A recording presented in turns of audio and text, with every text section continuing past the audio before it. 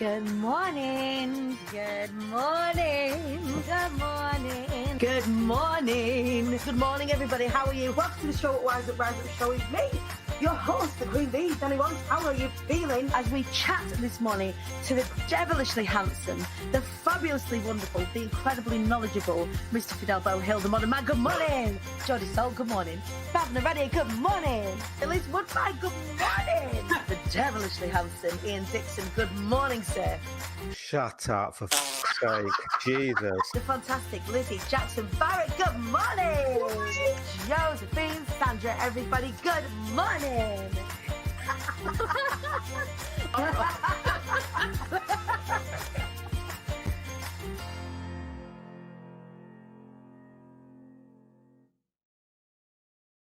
Good morning, everybody. Welcome to the show, Rise Up Show with me, your host, Dani Wallace. I hope you are all good. How are you doing? Welcome to Wednesday. It is hump day, getting over the hump of the week. Although I'm not feeling it this week. I feel like this week is how the first week in January should have felt, in all honesty. Like, we started with all good intentions at the beginning of January, like, yes, it's a new year, off we go, and now I feel like it's more kind of, we're getting into it now. We're easing into it. Can you guys hear me? Do me a favor. I don't know if you can hear me or not. Let me know in the comments. Tell me. Max saying he can't hear me, and I wonder if you can or not. So let me know in the comments, my angels, my loves, my darlings. Can you hear me? Are you there? If not, then we'll have to restart the show and delete what we've got. Let me know. Susan Hutton, good morning. Joe Gilbert, good morning. Can you hear me? Sandy Balls, you can hear me. You can hear me. Mac, I think people can hear me. Mac's in the backstage like, I can't hear you. That's interesting. I'm just going to have a little chat backstage with my guest. Mak Mulenga's joining us this morning in just about 5 minutes. And so please do let me know if you can hear me. But you can. So if Sandy can hear me, then it should be that you lot can hear me. You can hear me. Yeah, good morning. Good morning, Sandy. You can hear me. Laura can hear me. Mac, there's something going on back there with you, my friend. Can you hear me now? Wave backstage if you can hear me. He cannot hear me. This is odd. This is strange. He might need to log out and log back in again because we've just had a conversation. Very, very interesting. Good morning, everybody. Anyway, just while we get the tech sorted out and we have a little chat, please let me know whereabouts in the world you are watching from. We have an international audience. We have an international audience watching from all over the place. Let us know where you are in the world, and also let us know what the weather's doing. What's the weather doing? In Preston, we have a preemptive, it's a bit shit. I'm waiting for it to get a bit better. We've got 3 choices of weather for you this morning. We've got Scorchio, we've got the rainy weather, and we've got the it's a bit shit bee. We will, I keep promising you this, until you start more telling me what's going on with the weather, though, I'm not going to order anymore. We've got South Africa in the house. We represent our international bees underneath the compass up here. Tell us, Simon, all the way in South Africa. South Africa, come through. What is the weather doing where you are? Is it beautiful and sunny? We've got our Lanzarote contingency in the house. Scorchio over in Lanzarote right now. Mag has disappeared. I think he's logging out and logging back in again. Bath is looking bright and clear. Nice. I'm loving it. I'm imagining, because I like to make this stuff. Is Bath here? Is Bath sort of around here? Have I got that right? Mahmoud, tell me, is that about right? The exotic north, right? I'm just going to assume that it's rainy in the northeast. There we go, up there in the northeast, wet, windy and dismal. The weather is crap in Essex. Is it right? So we've got to make the gloomy, threatening terrain. So it's a bit shit. Over in South Africa, there we go. You can have an it's a bit shit bee over there. I don't know why the expectation is that it will be sunny, but I'm gonna take that as a win, because ordinarily with our international audience, we live vicariously through them in the sunshine. Cardiff, it's a bit shit. Where else are we? The weather's crap in Essex. So then, so Cassie, is it an it's a bit shit or is it a rainy bee? Like, tell me, which one is it? It's grey over in Bristol. I think we've got kind of. Whoa, how do we do that then? Because Bristol's over here, isn't it? Do we do that? Does that look after you lot over here? Oh, I don't know. Good morning, everybody. I hope you are all well. Can you please tell me how are you getting on this week? Are you okay? I was just saying to the people that just joined us right at the very, very beginning, it does feel a little bit like now is the start of 2021. I'm feeling like now we're just kind of getting a little bit warmed up and a little bit ramped up. For those of you that have been interested to follow the progress of this, it's a bit shit in Norfolk. Let's sort you out, Diane Ivory. CSI Ivory, I hope you are feeling better, my angel. There we go. Norfolk's over there somewhere, isn't it? And that's looking after Essex while we're at it. See, my geography's getting better, you lot. You just stick a big grey cloud over England. I will not, because it is sunny in places, but where we don't know. Excuse me. So for some of you who've been following post that I put on Saturday, I dropped the 5-person incubator, the Be More overnight success program. And I knew that it was going to go quick, but I didn't know it was going to go this quick. There are 5 spaces available to work with me for the next 6 months in a little intensive incubator, mini mastermind sort of situation.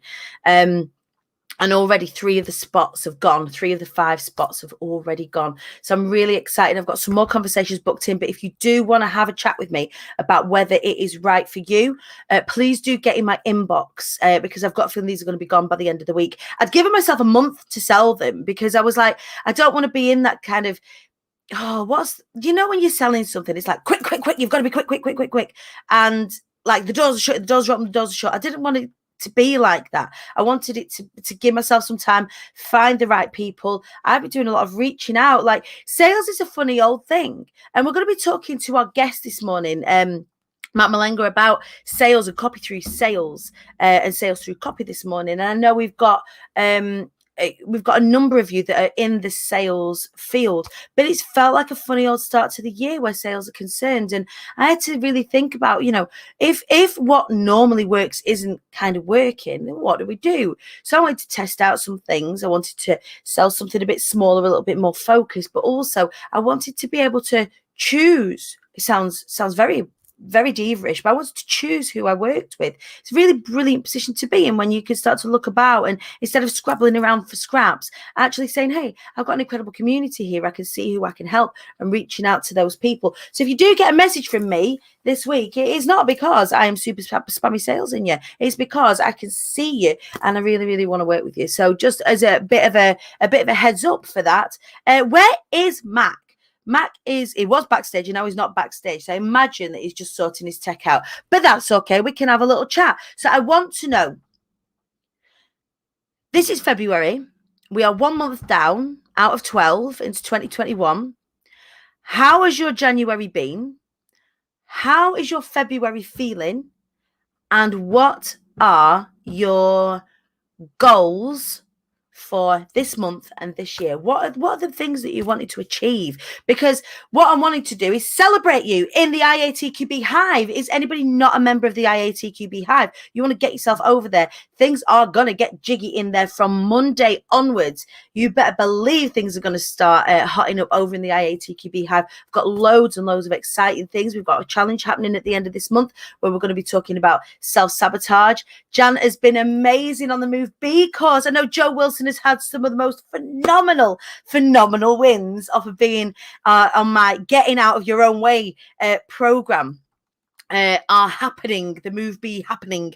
The doors are opening to that at the end of this month as well, which is really, really, really exciting. So again, taking on, instead of masses and masses of people like we do when it comes to be heard and the public speaking, for these smaller things, I want to keep things a little bit tight. I want to keep things so that I can really, really work directly with everybody, which is really cool. Mac is back. Can you hear me, Mac? Give me a wave. He can, hooray! So we are going to be talking this morning all about getting your messaging nailed, how copy can help you attract your ideal client and also nail your sales. And I can't think of a better man in my business family to come and hang out with us this morning. He is a man after my own heart and the most stylish man I think I know. Please welcome to the Show Up, Wise Up, Rise Up show. I came in on the word tight. Hang on a minute. What we say, January's a bit warm. February feels like it's vibrating with energy and opportunity. Can we just have a 10-month year this year? Simon, absolutely. In fact, Simon has booked to come on the show. He's going to be coming to speak to us all the way from South Africa in the coming weeks. It is life changing, so worth getting on Move B just to shift your shit and move forward. I love it. So many life changes have been happening on the Move B course. Super excited about opening the doors again. But enough about that and more about the man that is known as Magic Mak Mulenga. Get in here. Hello, good morning. Oh, good morning, Dani. Can you hear? I can hear you. Oh, there you froze. I don't know if it's me that's frozen or if it's you that's frozen. If all of a sudden the energy just got so hyped on the show at Rise Up show that Mac just froze. He brought the magic. Did I froze? You froze and then you broke StreamYard with the energy. You just vibrated your way into here, and here you are. Mac, can you hear me? Are you there? Oh no. Frozen in a smile. Of course he is. I've never known this man not to smile. Just while we get the text sorted on Mac's side. Look, we've got a suave pose, we've got a smile pose. How are we doing? Are we good? I'm good, thank you. Can you hear me now? I can hear you now, my friend. I can hear you now. I can hear you now. Let's hope that's good. A strong and stable connection that we've got this morning now, Mac. I hope it's stable. I don't know about your guess, but I was going to say between us, we can't really comment on the stability of the thing, but we could definitely talk about strength. We could definitely talk about energy, and we could definitely talk about messaging. Mac, welcome to the show at Rise Up show. Thank you for joining me. Absolute pleasure. I've been looking forward to getting on this show. Put on my best outfit, my African attire. Thought, I've got to bring it. I've got to be the prince, You never fail. You never fail to turn it up. You're honestly one of the stylish men I know. I absolutely love it. But Mac, besides being a style guru and absolute abundance of joy, tell us more about what it is that you do. So I'm a copywriter, which means that I use words to sell stuff, to make people take some action. Whether it download something, whether it buy something, I make people want to buy your stuff. So that's how basic it is. But most of all, I put some enthusiasm in because guess what? People are always looking for that level of enthusiasm and excitement, and just that little bit of charisma that the world needs at the moment. And that's hard to convey if you're not a copywriter, or if you're not, in inverted commas, good with words. It's difficult to convey. I'm quite lucky. I'm a speaker, so I just get to sort of think the thing and then say it. And then I've got the added, I don't know, bonus of body language, of tone, of volume, of timbre, of timing, and all of that sort of stuff within my spoken language. You don't get all of that. You don't get all that extra stuff when you're writing. That sometimes can make it a little bit difficult. Lots of people are, especially when we're coming through school, the writing style we're not encouraged to find a writing style. It tends to be quite formal because we're taught study skills. So how did you find that you had a flair for the words, Mike? So I've always had like a flair for some kind of words at school, but they'll probably I'm told at school, this is not the kind of writing that will get you through school. This will not be the kind of writing that will make you, what's it called? This is the kind of writing that you shouldn't really be doing. So you have to kind of toe the line through school, and you're told to write long paragraphs, and you're rewarded to absolutely toe the line. But the older you get, the less that you give two hoots. You can swear on my show. I was about to say I was about to say what's the swearing like on this show, because it's, you know, 9:30 and the you kids know me very are... well, Mac, and you know fine well that we don't mind a fuckle bugger on this show. We always need a fucking a bugger. Yeah. Especially in lockdown. Absolutely, my goodness me. So like we're saying, a lot of people, especially when they're going through school, there's this kind of really constructed way that we are taught to write. This really constructed way, like it's writing for ticks in the box, isn't it? It's writing for study skills. It's writing for an assessor. Whereas the writing that you do and the work that you do is writing for connection, isn't it? He's frozen. Look, he's just crackled the internet, auntie. He's just come in with all of his. Are you there? Yeah, I'm here. You're here. So I was just saying about writing, as opposed to writing for an assessor, as we were just talking about. It's about writing for connection. How did you come to start to write for connection and realize that was your superpower? So actually, when I finished uni, I went to uni like twice and did business and things like that. After that, I went and worked in China because I wanted to work abroad. So they, as a native English speaker, they decided, oh, we'll put him on the writing task and things like that. Right. So this company was a documentary film company and wanted to sell documentary film to the UK audience.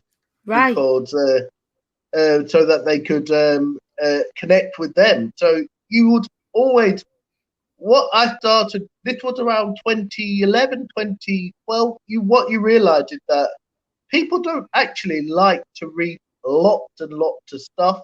They want to read enough information to help them make a decision.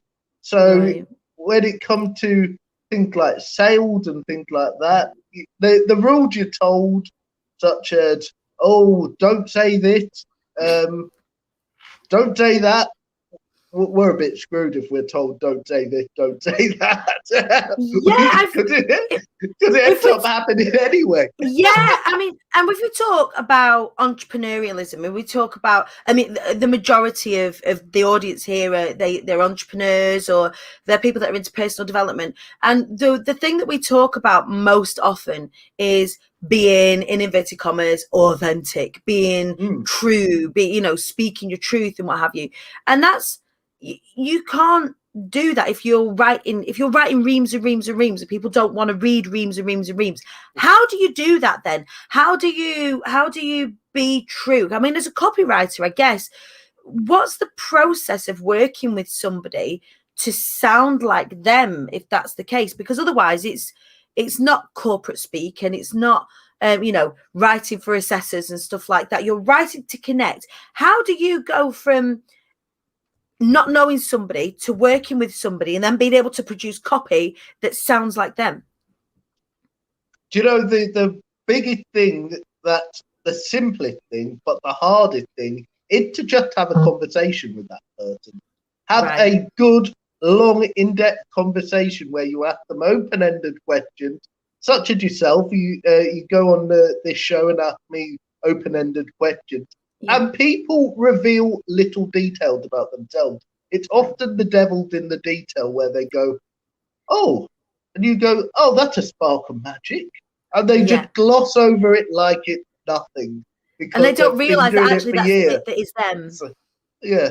So actually, that conversation piece is the most important part of the copywriting process, because you get to know them, you get to know their values, what they stand for, and how they are, and how they're on the phone, and then you get to know what they'll be like with clients. You can get all this, the intonations about what kind of person they are, and what kind of stuff they're driven by, and how they're customers. And then you start thinking, how do I connect these little things with their clients? Because some people will go, well, I'm just an accountant. I'm just like everybody else. So many people that work in finance or, you know, I'm going to say in inverted commas again, in boring jobs, they are no boring jobs. Like, certainly, I don't know anybody who's an entrepreneur who finds it boring, my God. But you've got accountants, people that work in finance, people that work in solicitors, people that work in, you know, the real mainstay jobs, I guess. How do they stand out? I feel like we've lost him again. I hope you can hear me, Mac. But how do we get those? I can hear you. You can hear me. Oh, perfect. We're just saying about people with in inverted commas, kind of when they come to you and say, "Oh, I've got a boring job. No one really wants to know about accountancy or finance or being a solicitor or a plumber or whatever it is that you are."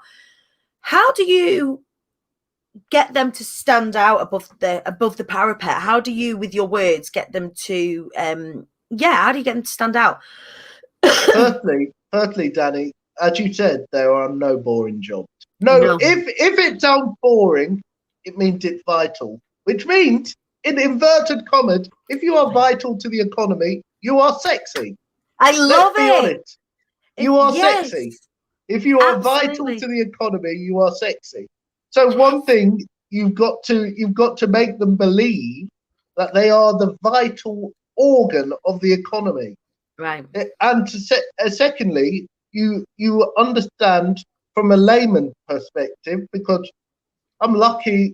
In some ways, I'm unlucky that I don't understand law, I don't understand accounting, but I know as a customer what I would expect them to do. So for one, I have worked with an accountant, and for one thing, I say with an accountant role, I'll go, you don't want to be doing your accounts on a Sunday night, because everyone procrastinates with their account, don't they? It's a Sunday night. Most part, until they outsource it and then let the team do it, which has been an absolute godsend for me now. Everyone was getting to the end. I know there's been an extension, but everyone's getting to the end of January, and I could see it. I've been that person going, oh my God, I've got to get my accounts done. Oh, it's the last week. Oh, it's the last 2 days. Oh, I've submitted it. Whereas now my team do it, and I'm quite happy for that to happen. I don't have that. I've done my own work late again. Feeling. And you know, it saved you and the big thing is that it saved you time, and this is what people are selling when they're in those quote unquote boring industries. And you know, the best thing is, a lot of these people deep down they love it. So when they love it, otherwise why would they be doing it? And it's like Cassie's just saying here, Cassie runs an IFA practice, is anything but boring, and it's getting that into the copy, into your marketing material, onto your website, so that you're not just another accountant. I love it. Oh, vital. Who is this? Who's getting a badge? Who is vital and sexy this morning? I want to know who this Facebook user is. Tell us. You need to give StreamYard permission for us to see your name, but I want to know who is vital and sexy. Let me know in the comments if you are vital and sexy this morning. I'm feeling vital and sexy. Mac's feeling vital and sexy. We are bringing. I'm always feeling vital and sexy, Dani.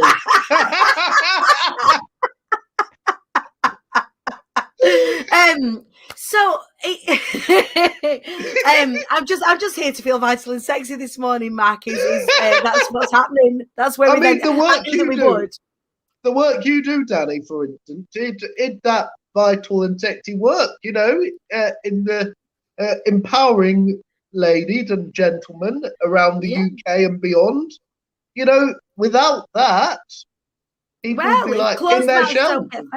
Absolutely. You know, closed mouths don't get fed. If you're not talking about what it is that you're doing, how are people? And it's in much the same way to you. I'm just doing it with the spoken word. You're doing it with the written word. If you're not talking about what it is that you're doing, how the hell are you going to expect people to know what it is that you do with the very fact that you're there? So having the spoken word is incredible. Having the written word is just as incredible. So yeah, we are both here being vital and sexy this morning. Now more than ever, as people are moving online, have you found a bit of a change in the way that people are asking you for services? Are you finding people are wanting more help with how to speak online, or what is it that you help more predominantly with? Nowadays, people are asking me to do before lockdown. people are like, oh, copyright. I think I'll just do it myself. I'll do it myself. I'll skimp on it because, you know, I've got this fantastic website that works. Right. You go to any website developer, I'll give you some details.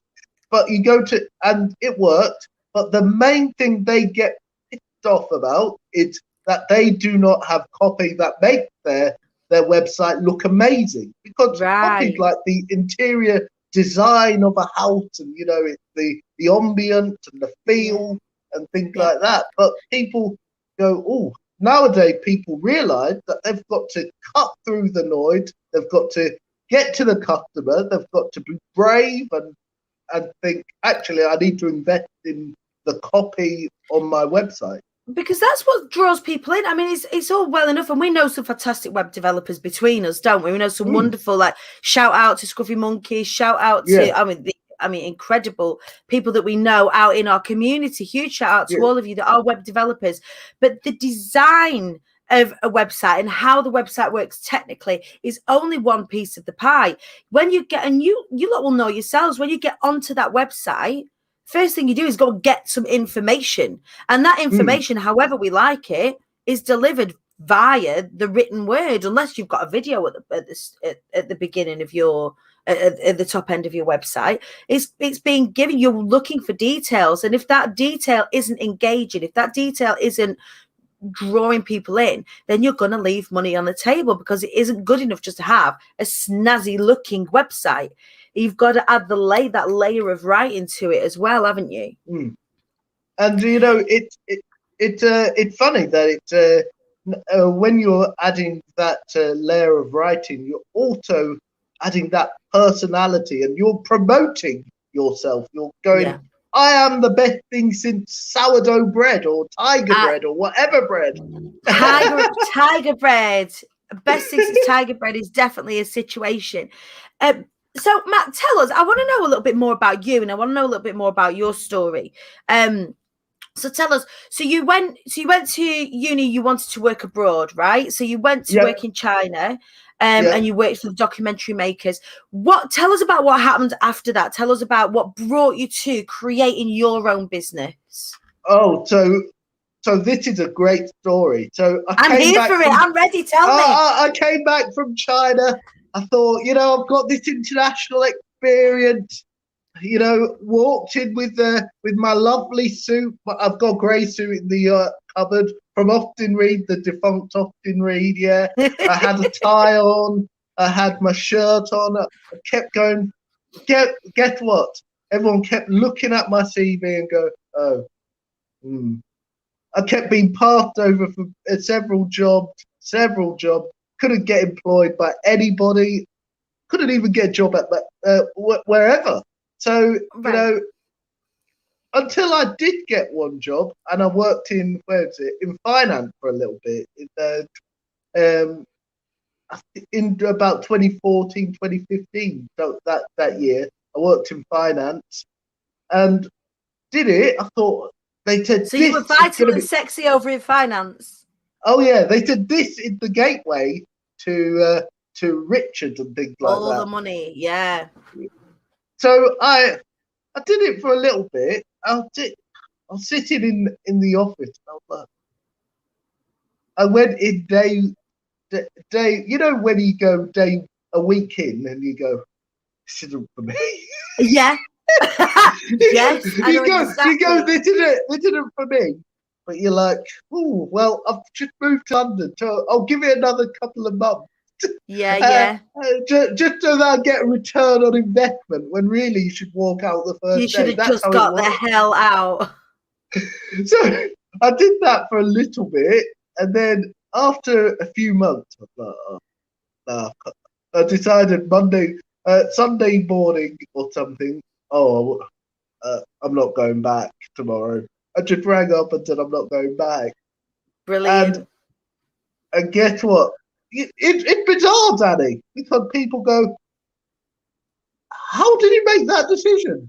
Well, you just ring up and don't go back. And it's difficult, isn't it? Because I was talking to my incredible friend Jenna Rigby yesterday about when we used to work at Carphone Warehouse together, and I'd been there a long time and loved working there, but there was nowhere to go. There was no like I couldn't, because it was sort of at the time of the recession. Everyone's holding on to the jobs for dear life. There's change management happening left, right, and centre.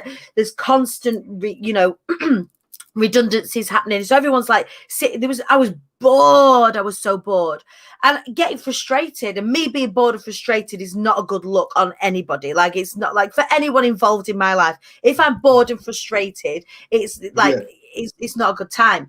And I remember being on a conference call and not having a job lined up. And not have I had a bit of a situation happening underneath that, like, for those of you that knew, like I was having a bit of a bad time indoors, and I was so frustrated and sad and bored.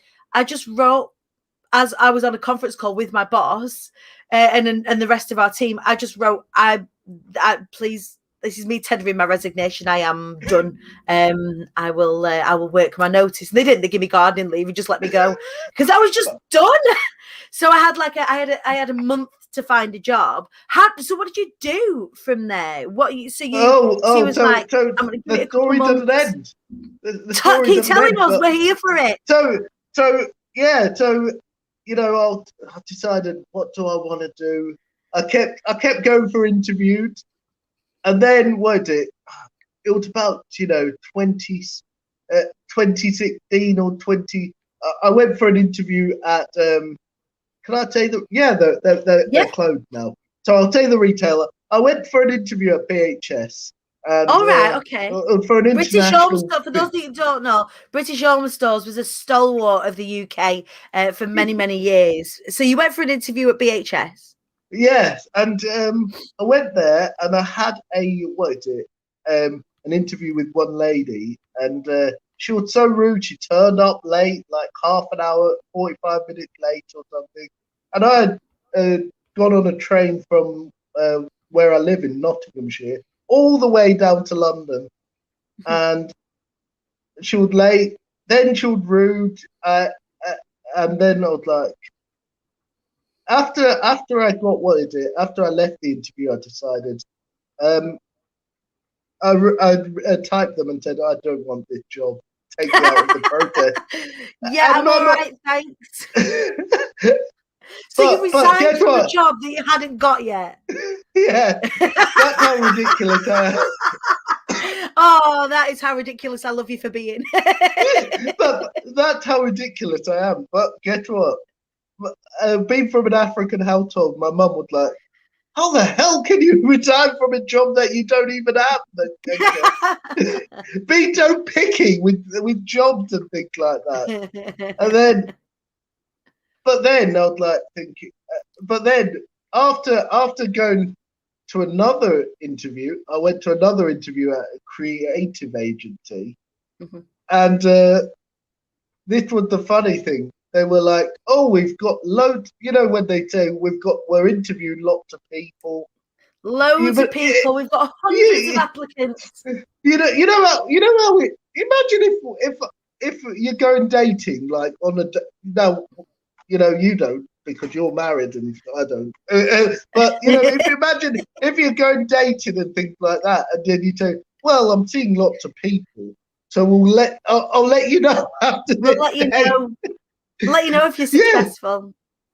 Yeah. So I went to this creative agency in Fitzrovia, Mayfair, and I looked around the bar. They were lovely, the hackathons and things like that. Then they said, "How much do you think you're going to earn?" So I said, "Oh, I thought I'd give a conservative estimate." What did you say? I said, 24,000 would be all right. And then he said, we were thinking of more like 15,000. I was like, F this. Right. I thought, F this. That's when it twigged with me. That's when you have an out-of-body experience. You think, actually, I could make that myself, if anything. Well, here's the thing. Here's the very, very interesting thing. Certainly about the city, certainly about London, when we talk about the city, obviously, I don't mean Manchester or elsewhere, but certainly in London, there's this culture of having low-paid jobs. And the reason that they're low-paid is there's a lot of trust funding going on. So you get kids that come from private school that have got a trust fund that don't necessarily need to earn that kind of wage, but they need a wage. And these agencies know it. They get privately schooled kids, college kids, university kids coming through that don't necessarily need a huge wage. So they don't offer huge wages. It's so imbalanced. So then when you get, dare I say it, real talent and raw talent that comes through, and they're offering these, you can't live in London on £15,000. Well, I'm sure you can, but there's a definite, there's London waiting. There's definitely a huge uptake in figures. Say if I was to go down to London, when I worked for the Cov Warehouse, for example, it's a couple of £1,000s on top of what my salary would have been. But that salary would have been around 30, 35, £40,000, depending on what it was that I was doing. And the agencies and the creative agencies and the law firms all have these internships. And it tends to be fed by these people who don't need decent wages. Would you say that's fair? It is fair, because I did a PR internship once, actually. Right. Oh, and a PR internship at one of the big firms in London. And yeah. I think for a couple of weeks, and it was funny. It was funny because it was like a war. It was like the Hunger Games. Yeah. So they'll be like, well, we've got one job at the end of it, and right, and everyone's killing each other off and stabbing each other in the back, stepping over everyone to get to where it is that they're going. And it would, and then they said, well, an HR lady would like, well, we only usually give it to client children. No, client children. Children of clients, yeah. Children of clients, and I was like, oh, okay. It's so interesting. So that was so funny. But the best thing I learned from those experiences, you always have a best thing, is that sometimes it's an opportunity to stand on your own 2 feet and learn and take it on yourself. So you went for this job at the creative agency, and you decided that you could have got for £15,000. Man, I can make that myself. Like what? How do I go about doing that? And is it at that point you started working for yourself? You've got that little bit of self-doubt. You go, when you start having that imposter syndrome. How the heck can I start a business? Oh my! Because when you start a business, you actually don't know anyone who is in business. Now I know loads of people who are in business. I think most of my friendship and peer group are business owners. I think once you get into being a business owner, you start to, because when you're in employment, you're spending all day, every day with the people that you are employed with. So you're in that office, or you're in that kind of hierarchy, you're in that place, that situation. Whereas when you have your own business, you kind of have to go and seek out communities. We've both done this with things like the Now What Club with Brad Burton, with things like For Networking. Lots of people do it with things like BNI. People come to the Hive. People, when they move into working for themselves, it could be really lonely. And there's a lot to be said about finding community and linking arms with that community and getting yourself in the right frame of mind and make sure that community is going to lift you up and you're going to lift the people up in that community. And you do that beautifully, like as part of the members of the community that we're both involved with. So how have you found it? So you made the decision to jump. You had that bit of imposter syndrome, and now the majority of friends are entrepreneurs, as happens when you become one. How have you found it when you started to put out your services and start to do this work? How have you found that?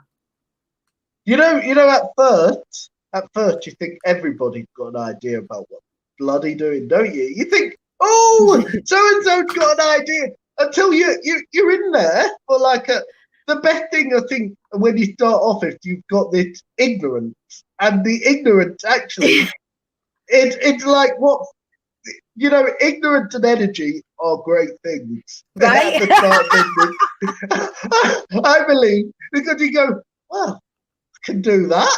I can why do not? that. Why not? I can learn off the internet and do that. And then, so when you start networking, you think people have an idea about what they're doing until you're in there for a couple of years, and then you start realizing people have no effing idea No what one they're has, doing. everybody's winging it. And then you go, actually, I might as well have a go at this. Yeah, So absolutely. And now you've got this brilliant business where you help people with their copy and with their messaging, yeah.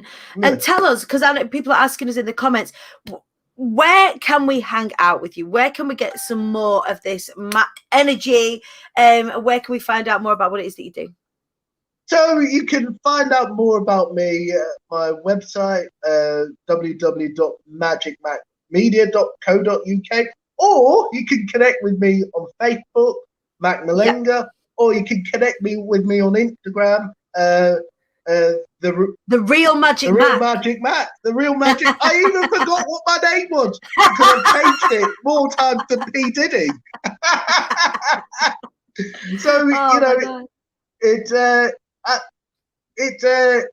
you can find me all over there, and I'm happy to connect with anybody. And do you know what? Anybody wanting to connect, you will be happy to have connected with Mac. He certainly makes my life more light knowing that you are in my world. So what have you got coming up? Have you got anything exciting coming up that you want to tell us about, or just come and connect with you, come and give you a shout if you want to know more?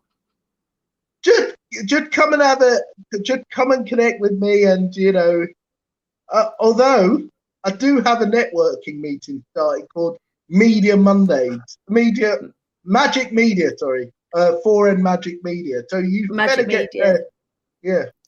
Amazing. And that's with the 4N network, 4 networking. So for anybody who's looking to network right now, it's a brilliant network to be a part of, especially if you're wanting to meet new people, especially if you are wanting to broaden your network.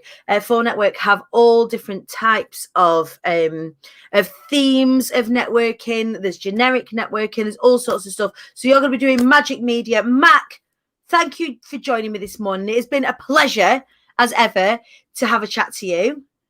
Yes, it's been an absolute blast and a pleasure. I've enjoyed every minute of it. I don't know how it's gonna look when I have a watch back of it. It doesn't matter how it looks. It matters that we've had a blast this morning, and that people out there who maybe didn't know who Magic Mac was knows who he is now, being vital and sexy on the show at Rise Up Show. Mak Mulenga, everybody, thank you very much, my angel. That was indeed Mak Mulenga of Magic Mac Media. Please do go and check him out. He's an absolute joy to have in your life, especially if you are needing help with your copy. You're looking at doing things like tarting up your websites right now, or wanting to kind of get to grips more with your copy. Please do give him a holler. We also have another fantastic copywriter coming into the show in a few weeks' time. Simon, who is digging on Mac's energy, is going to be joining us on the show to talk more about messaging and copy as well. It is an important thing to be getting right, and I want to bring as many different types of people within the same industry to you, so that you can see that there are lots out there. And also, I want to be sharing with you that there is room for everybody. There is room for lots of different copywriters. There are room for lots of different public speaking coaches. There are room for lots of different branding designers. There is room for you, and you are most welcome to come onto the show and talk about what it is that you do. I'll be sending out an email to my email list today with details of how you can come onto the show and be interviewed on the show at Rise Up Show. It will be a pleasure for me to do so and share you with our amazing community. We do go and carry on the conversation over in the IATQB Hive. It's spelled IATQB, stands for I am the Queen Bee, so are you, or the King Bee, or the Royal Bee. I will see you. No, I won't see you tomorrow. We have the phenomenal, I am so lucky, you lot, that I get the most wonderful guest hosts to take over the helm when I'm unable to run a show. So it's consistency. I'll talk to you about this all the time. Consistency and showing up for your audiences is really, really important. And sometimes you're not able to do it. You're not able to do that. You're not able to show up every day. And I am so blessed that I have a whole number of cohorts now of really super strong interviewers, super strong speakers, super strong, awesome entrepreneurial business people who are ready to take the reins of the show at Rise Up Show on days that I can't attend. Tomorrow's one of those days, but tomorrow you're not going to want to miss it because I've got two powerhouses for you.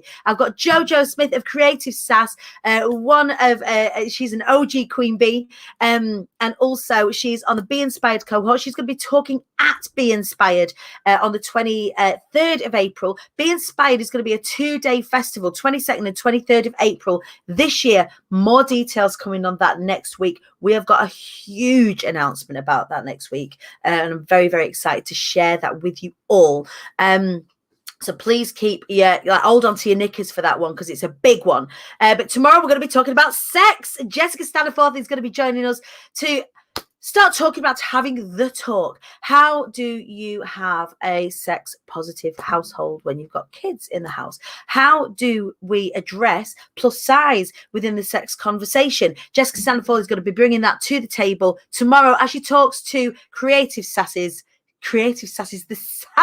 the sassy one herself. Jojo Smith is going to be taking the helm tomorrow. So do join us at 9:30 tomorrow for more of the show at Rise Up Show. We're getting sexy, even more vital and sexy tomorrow, you lot. I'll see you then. Have a wicked Wednesday. I love you, and I'll see you in the hive. Tra.